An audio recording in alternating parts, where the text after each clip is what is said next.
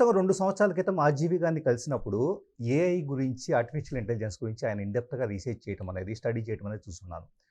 వాస్తవంగా ఏఐ అనేది ఒక మనిషిని ఇంటెలిజెన్స్‌ని ఎంత దాకా తీసుకెళ్ళబోతూ ఉంది.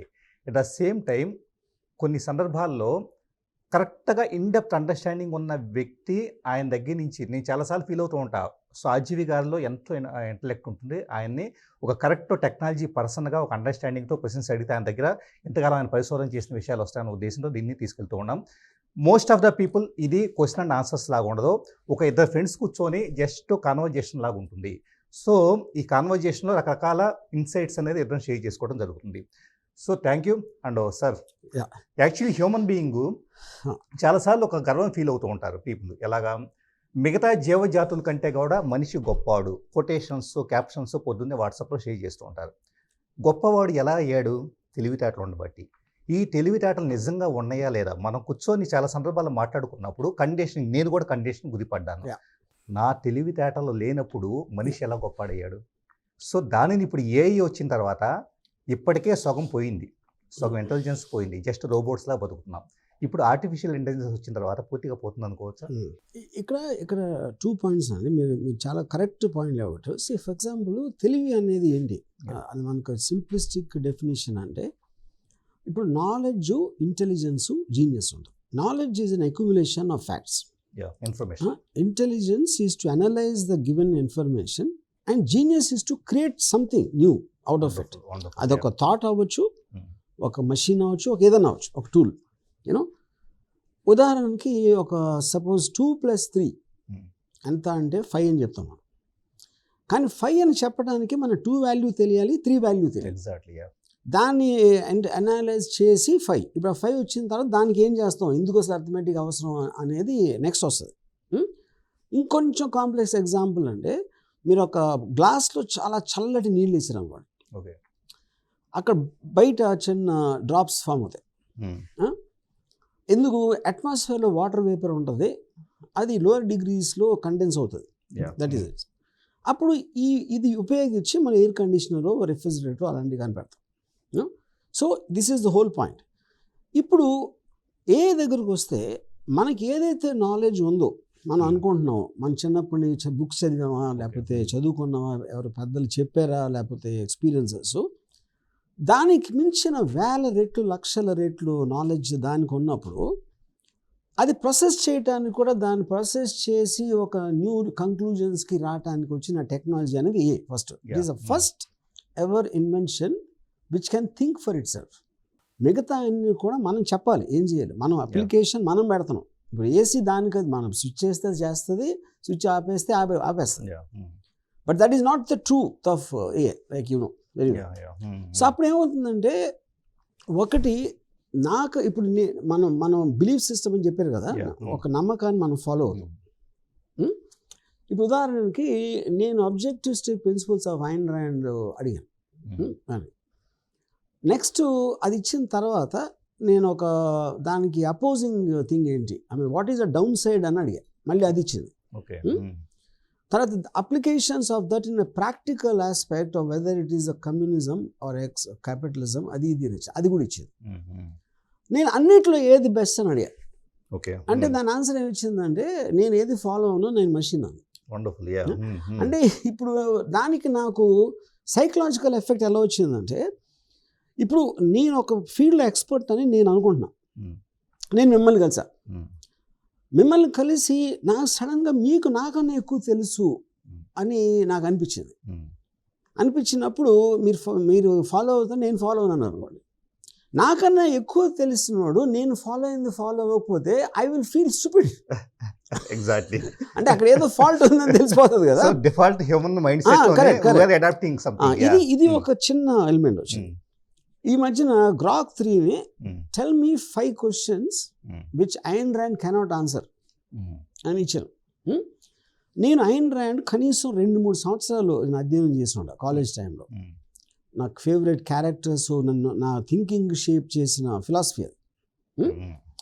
ఇప్పుడు 2-3 ఇయర్స్ చదివాను, 40 ఇయర్స్ నుంచి నమ్ముతున్నా. అప్పటి నుంచి ఇప్పటి వరకు నేను చెప్పేది. ఇప్పుడంటే వారం క్రితం వరకు. ఇప్పుడు గ్రాక్ 3 ఇచ్చిన క్వశ్చన్స్ అది ఐన్ ర్యాండ్ గారు బతికలేరు, ఆవిడ ఆన్సర్ చేయగలుగుతారా లేదా నాకు తెలియదు. కానీ ఒక ఫాలోవర్గా నేను ఆన్సర్ చేయలేకపోయా దానికి. అంటే ఏంటి, ఆల్మోస్ట్ 40 ఏళ్ళ నుంచి నేను ఏదో నన్ను ఫీలింగ్ వచ్చింది. అంటే మనకి తెలిసిందే అప్పర్ లిమిట్ అనుకుంటే మనకన్నా ఎక్కువ తెలిసినోడు అయినప్పుడు మీ నాలెడ్జ్ అంతా పోతుంది కదా. That is the effect it is creating right now for me. అప్పుడు ఏమవుతుందంటే ఒక కాన్సిక్వెన్స్గా ఇప్పుడు నేను అంత కష్టపడి చదివి రిటైన్ చేసింది ఇప్పుడు వదిలేసింది పక్కన పెట్టి ఉన్నా కూడా సేమ్ మీకు ఇస్తాను. మీరు ఐన్ ర్యాండ్ పేరు ఇవ్వాల, మీ పేరు తెలియదు అనుకోండి ఒకవేళ, ఇంకెవరికో సుబ్బారావు. మనకి నాలెడ్జ్ అన్న ఏదన్నా సందర్భాన్ని సరిపడ అవసరం అవుతుంది. ఆ సందర్భం వచ్చినప్పుడు ఐన్ ర్యాండ్ ఏం చెప్పింది అంటే టక్కని ఇచ్చేసింది ఆడు కూడా.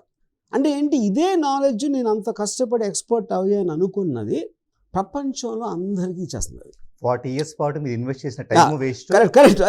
వాళ్ళందరూ కూడా సింపుల్ గా. సో ఇది ఒకలా చూస్తే height of democratism. Every knowledge is in everybody's hands as whenever they want it. ఇది ఒక సైడ్. రెండో సైడ్ ఏంటంటే అందరికీ అన్ని చోట్ల ఉన్నప్పుడు మీకు ఫండమెంటల్ ప్రిన్సిపల్ ఆఫ్ క్యాపిటలిజం, మనుషులందరూ సమానం కాదు, ఎబిలిటీ వేరు ఉంటుంది, కెపాసిటీ వేరు ఉంటుంది, ఇంటెలిజెన్స్ వేరు వేరే లెవెల్స్ ఉంటాయి. అందరికీ ఒకటే ఉన్నప్పుడు మీకు మోటివేషన్ పోతుంది. Reason communism fail. ఇప్పుడు ఏ ఆస్పెక్ట్ లాంటి దాంట్లో అది ఏమవుతుందంటే, ఇప్పుడు నేను డెఫినెట్గా నేను మంచి డైరెక్టర్ అవుతాను ఎందుకు అనుకున్నాను, నేను ఆ టైంలో ఉన్న డైరెక్టర్స్ని చూసి వాళ్ళకన్నా నేను బాగా తీయగలుగుతాను అనే ఒక మోటివేషన్తో, ఎవడో డబ్బులు ఎవడో ఇండస్ట్రీ పడతాడు, ఎవడో ఇంకోటి ఏదో బుక్ రాస్తాడు, ఇలాంటి రకరకాల మోటివేషన్స్ ఉంటాయి. అంటే అప్పుడేంటి, ఇప్పుడు మనం ట్రాన్సియెంట్ స్టేజ్లో ఉన్నాం కాబట్టి మనకి ఇంకా క్వశ్చన్ అడుగుతున్నాం, అబ్బురు పడుతున్నాం, ఏంటి ఇలా చెప్పేస్తుంది అలా చేసేస్తాం, ఆ ట్రాన్సియెంట్ స్టేజ్. ఎప్పుడైతే దాటి నెక్స్ట్ జనరేషన్ ఏఐని గ్రాంట్ అంటే మీ సెల్ ఫోన్ లేనప్పుడు అదే మనం అసలు వైర్ లేకుండా మాట్లాడచ్చు అని అబ్బురు పడడం, అది వేరు. ఇనిషియల్ ఫేజ్ లో వాళ్ళు నెక్స్ట్ స్టేజ్ లో వాళ్ళు ఆల్రెడీ ఉంటే చెట్టు ఉంది, కొండ ఉంది, గాలి ఉంది, అలాగే సెల్ ఫోన్ ఏ అనేది అంత క్యాజువల్ అయిపోయినప్పుడు 100% మీరు దాంతో వెళ్ళరు. మీ బ్రెయిన్ అనేది ఆ డేటాకి కెపాసిటీ ఉండదు, అనాలిసిస్ కెపాసిటీ ఉండదు, అప్పుడు బ్రెయిన్ ఆగిపోతుంది. సరెండర్ అంటే కాన్షియస్గా కూడా ఉండదు అన్నాను.